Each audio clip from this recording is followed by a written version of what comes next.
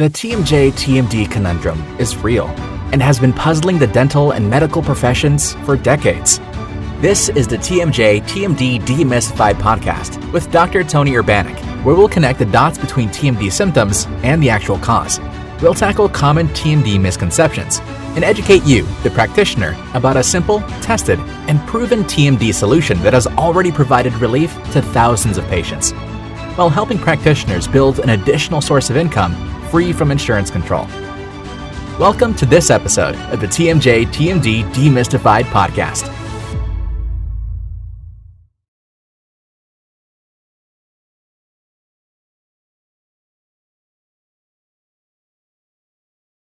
Hello, TMD warriors. I am Tony Urbanic, and it is another Tuesday morning, and we are gathered here for the next episode of TMD Demystified.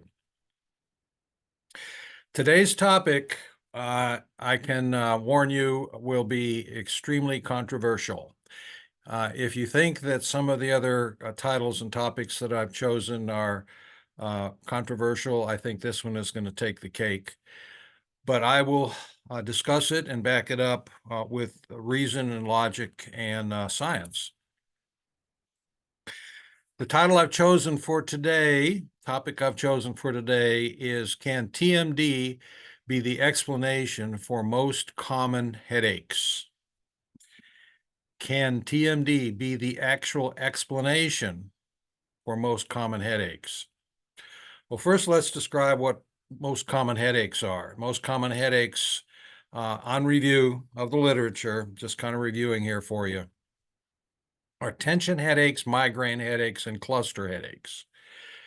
Those three types of headaches, and they're just categories, they're names.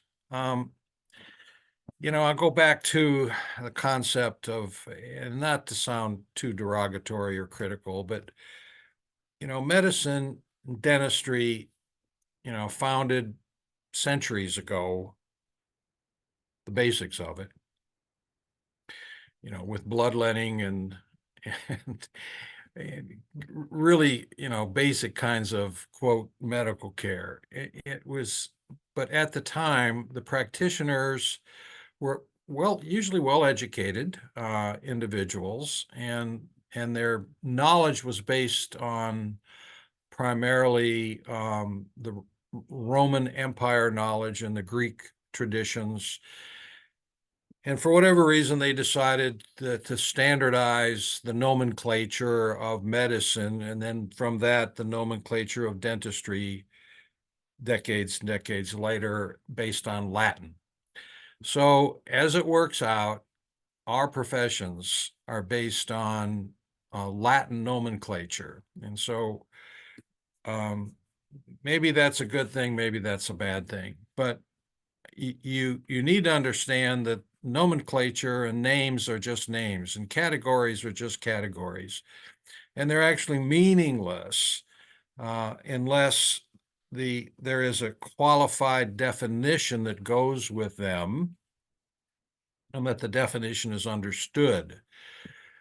So I made my point about categories and just naming things, and especially naming things in Latin that are easily misunderstood by the population and frankly misunderstood by the professionals quite often. All right, so there are three categories of what are called primary headaches. There are primary headaches, which are considered headaches of origin of the head and neck area that are, well, let's just say, poorly understood. And then there are secondary headaches, which are secondary to pretty much well-described, well-defined, getting back to the word definition, causes, like a dental infection and tooth pain would be considered a secondary headache. And as you know, dental pain can radiate, and so you can have a toothache that radiates into different areas, or you can have an abscess that would be a secondary headache, abscess of the face or the jaws. Trauma would be a secondary headache.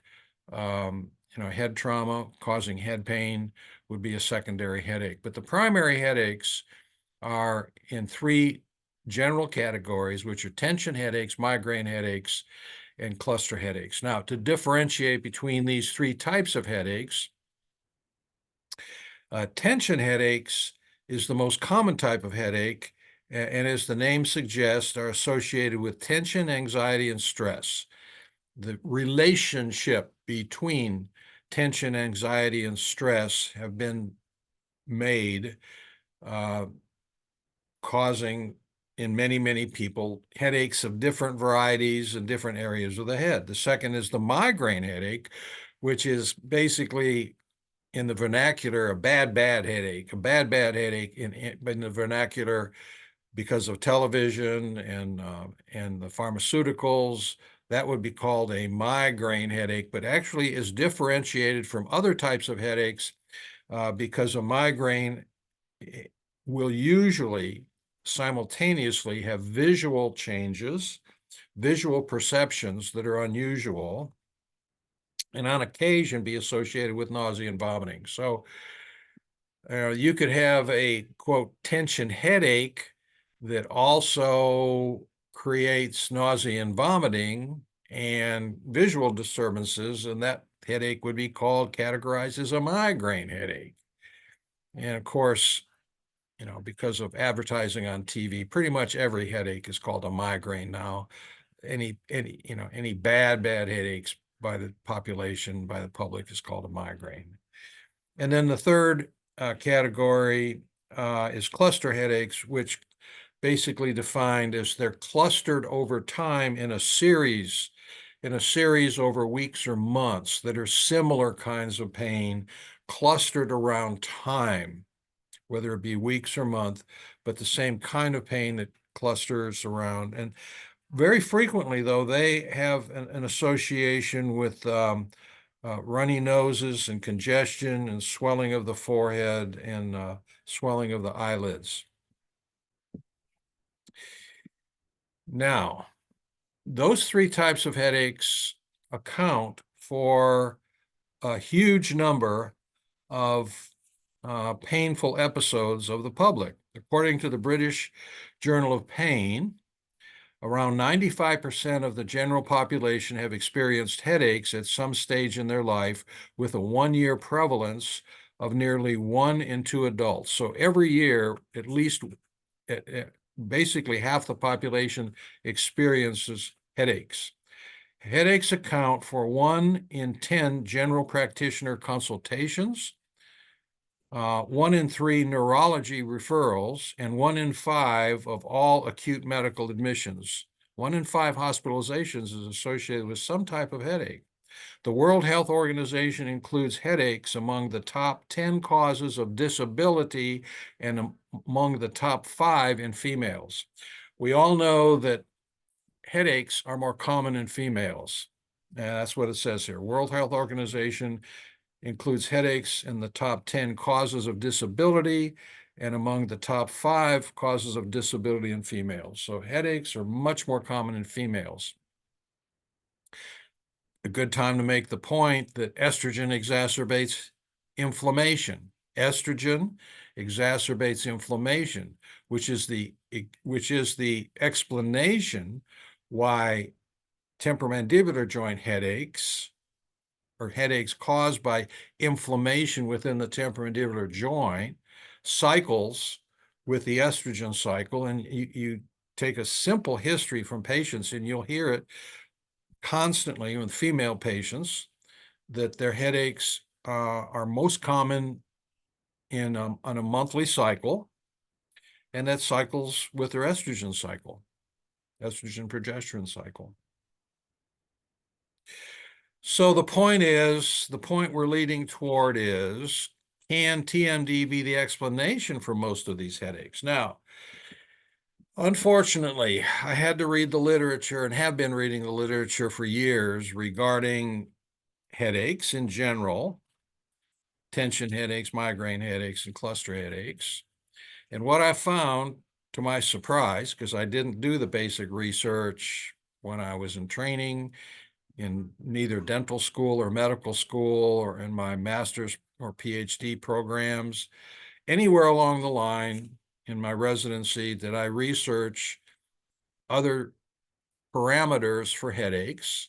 But what I have found is that regarding the three primary types of headaches, primary headaches, no one knows what causes them. Neither tension headaches, migraine headaches, or cluster headaches. There's a lot of theories. I don't need to go through the theories because they're all theories.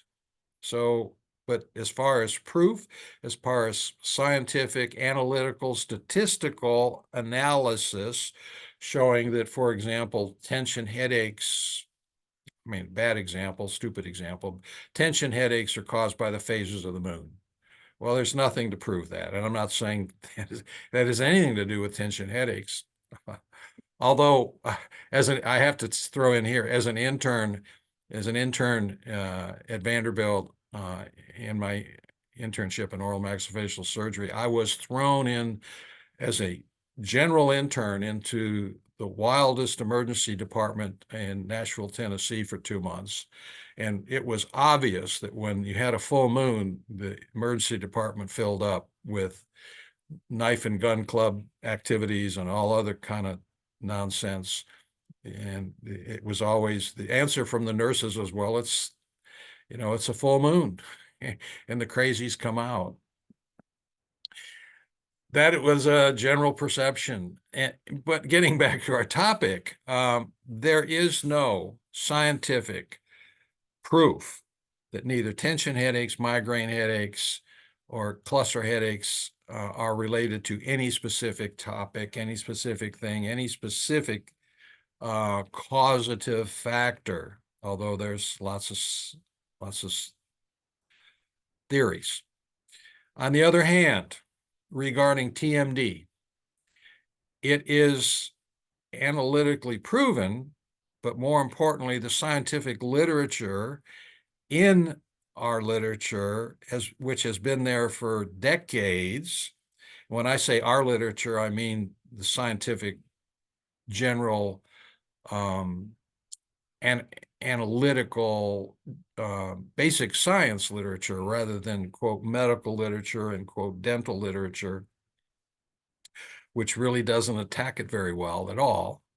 But the basic science literature has shown that there is such a thing as joint splinting, which is what my orthopedic colleagues called it in their vernacular when I did my orthopedic rotation in my residency. My orthopedic colleagues called joint splinting to describe how tennis elbow inflammation of the lateral epicondyle of the humerus, playing too much tennis, motion of the forearm, cause the forearm muscles to get tight, causing much more pain in the forearm than in the lateral epicondyle. I mean, the lateral epicondyle got inflamed by too much of this, which created a signal to the brain stem, central nervous system, brain stem, which took that signal, modulated it, and sent back a signal through the autonomic nervous system, tighten up. Don't move the joint. Don't move the joint. And therefore, the muscles of the forearm, which moves the elbow joint, to get tight. And tennis elbow primary symptoms are associated with pain of the forearm, along the forearm, where the muscles of the forearm attach to the bone all the way into the wrist. And that is the consideration of tennis elbow. And we talked about this. I just bring it out again.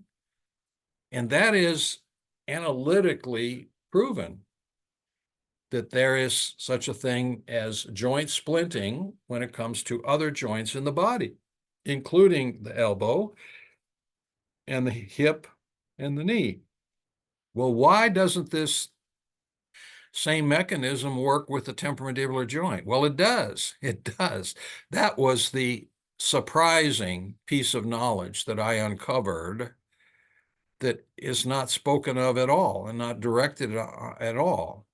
But when that is acknowledged And it totally explains why inflammation of this joint, which is caused by only three causes: bruxism, trauma, and functional malocclusions. Those are the three causes that cause inflammation within that joint. Again, too much of this being bruxism,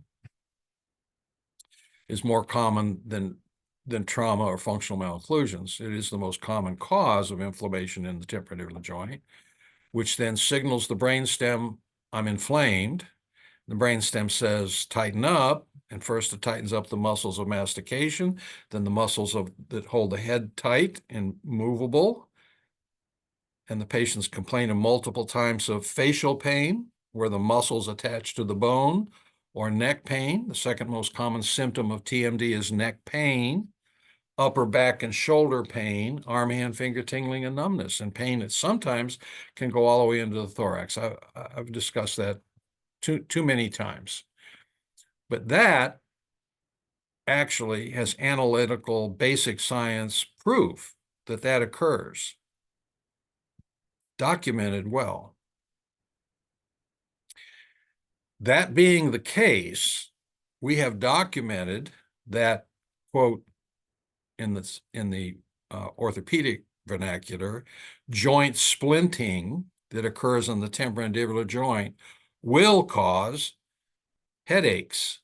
And we also know intuitively, and it's been just intuitively known by both practitioners and patients alike, that bruxism, clenching and grinding, is related to stress, anxiety, tension, anxiety, and stress can create bruxism, which in turn creates inflammation in the joint, which in turn causes headaches,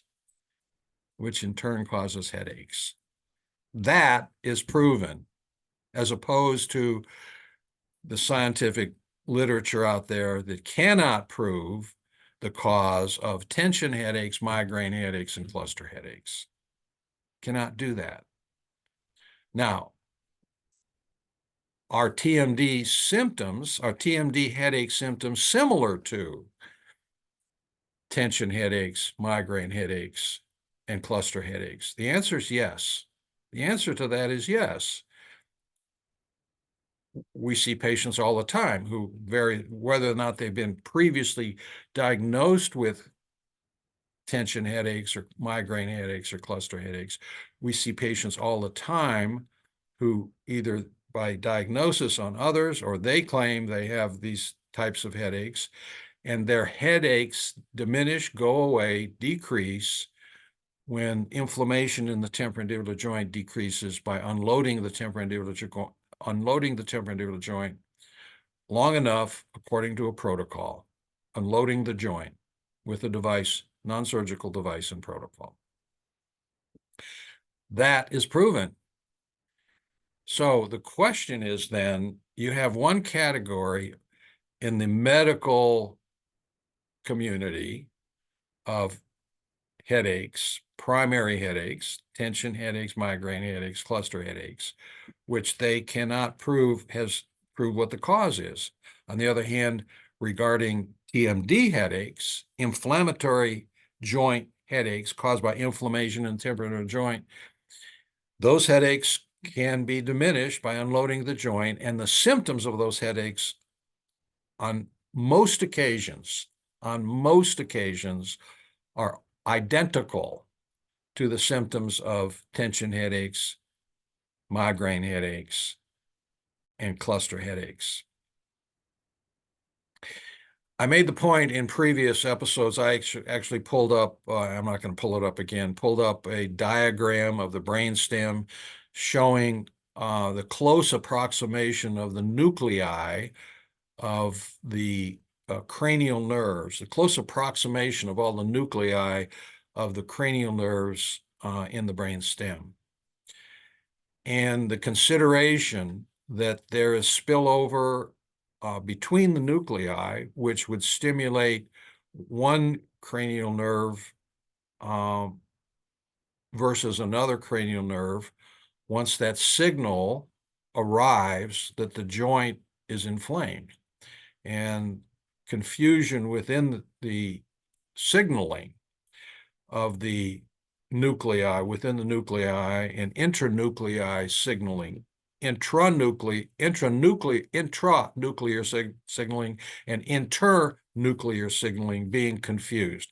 Now that, I have to admit, is a theory, but it certainly would explain why a signal from the temporomandibular joint itself would be, instead of one particular cranial nerve being involved, it could involve multiple cranial nerves at the same time because of the proximation of the nuclei within the brainstem. That is the only theoretical consideration I've spoken of so far in this episode. So, on the other hand, science has proven that the overuse and abuse of the temporomandibular joint associated with clenching and grinding of the teeth, associated with stress and anxiety, creates damage and chronic inflammation within the joint. Furthermore, it is scientifically proven that chronic inflammation within any joint of the body, including the temporomandibular joint, creates a neural signal originating in the brainstem, causing muscles that move that joint to tighten, which in turn causes pain where the muscles attach to the bone. TMD, TMJ is the same disease as tennis elbow. I brought that out many, many times in many, many different episodes.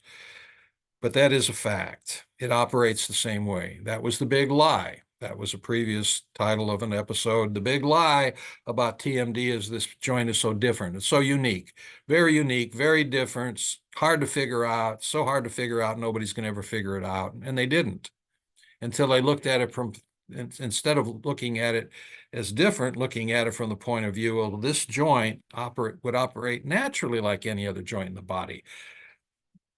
Pathophysiology is not going to sector out one particular joint to operate differently. They operate the same, in the same manner. The only thing that differentiates this joint so much is its name, getting back to titles, getting back to nomenclature.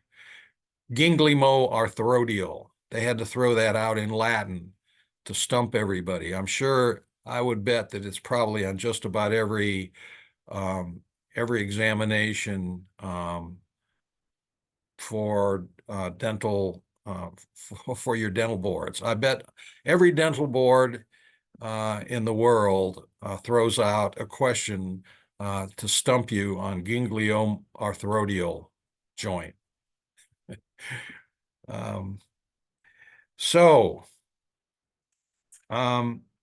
It is well known. The well-known, well-established symptoms of TMD mimic the symptoms of tension, migraine, and cluster headaches, causing millions of primary headaches to be misdiagnosed by the medical professionals. We have seen thousands of patients diagnosed with tension, migraine, and cluster headaches treated with a wide range of pharmaceutical remedies, which are not effective, which, when treated with unloading the joint with a very simple device, using it as a tool with a protocol, will allow the inflammation to decrease in the joint and allow the symptoms to decrease, which are frequently misdiagnosed by the medical profession as tension headaches, migraine headaches, and cluster headaches. The reason I did that little bit of reading there is because, again, I have paralleled this episode of TMD Demystified with my blog, which is published on our website. And the blog this week is entitled, "Can TMD be the explanation for most common headaches?" Well, the answer to that question is yes. It is a definite yes. Can TMD be the explanation for most common headaches? Now, is TMD the explanation for most common headaches? Can be sorted out very easily in a very simple study, which eventually we will have the resources to do that study. You take, I don't know, 50 patients who have been diagnosed and under medical treatment with drugs of one form or another for tension headaches, migraine headaches, and cluster headaches, and take a group of, let's estimate, would be the number involved, your N number, say 50, and oppose them against 50 people who are being treated with drugs for tension headaches, migraine headaches, and cluster headaches, but treat one group with a device and protocol that unloads the temporomandibular joint, and see what percentage of those patients their TMD symptoms diminished, decreased, and go away. We know from our experience on over 4,000 patients at this time, and our independent study done on the first 3,000 patients in that group, that roughly 85% of those symptoms diminish or decrease. And I say roughly because the 85% number comes from an averaging of the symptom relief over all of the symptoms involved with TMD: headache, earache, jaw pain, neck pain, ringing, fullness, dizziness, upper back and shoulder pain, arm, hand, finger tingling and numbness, and various kinds of locking. That is where that 85% number came from. So, but the study coned down to just addressing headaches can easily be done. Actually, it's an easier study, can be analytically prepared so that it is bulletproof. And I look forward to doing that study. So the answer to the question is, can TMD be the explanation for most common headaches? Yes, and I believe that it plays a huge part. What percentage? I cannot claim. I'm not going to claim at this time. Is it 20%? Is it 50%? Is it 80%? Is it 100%? I think any of those numbers are possible. So can TMD be the explanation for common headaches? Yes. Is TMD the explanation for most common headaches? Well, I've made the case that it is highly likely that there's a huge percentage of patients with primary headaches that are actually TMD headaches, bad headaches. And the symptoms coalesce. The symptoms between those three types of primary headaches are almost identical to what patients who we know have hot joints, inflamed joints, have had symptoms for 5 years, 10 years, 20 years, 30 years. You can't tell the difference between their symptoms as described in the medical literature by a medical doctor in one of those three categories versus the same symptoms now described in the dental literature as TMD headaches. I hope I made my point clear. I think I have. If I haven't, criticize. If I haven't, comment, please. I'd like to know your thoughts. I don't mind your criticism. I thrive on being able to defend what I say, but being able to be wrong if I am, and admit it. If you would like to join us, TMJ Services, for the solution of TMD headaches and other symptoms that I just mentioned, you can learn more about our company and the Urbanic device and protocol by going to our website, www.urbanictmj.com, website, www.urbanictmj.com. I can be reached at tony@tmjservices.net, tony@tmjservices.net. I look forward to communicating with you. There are two ways to join our network of doctors to be licensed to use our patented device and protocol.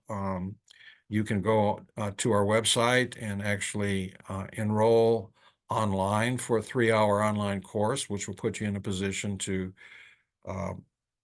purchase the license and begin purchasing devices. Or you can come to Nashville, Tennessee on July 26th for our all-day seminar, which is going to run between 8 and 5. You'll get a lot more information than the 3-hour seminar. 3-hour seminar will do the job, but you'll get to view our manufacturing facility, get to meet our technicians, a lot more general information about what we do, meet some of the other providers, because we always have some of our current providers join us for the seminar. So that'd be a Friday, July 26th is our next in-person live seminar here in Franklin, Tennessee, which is just 10 miles south of Nashville.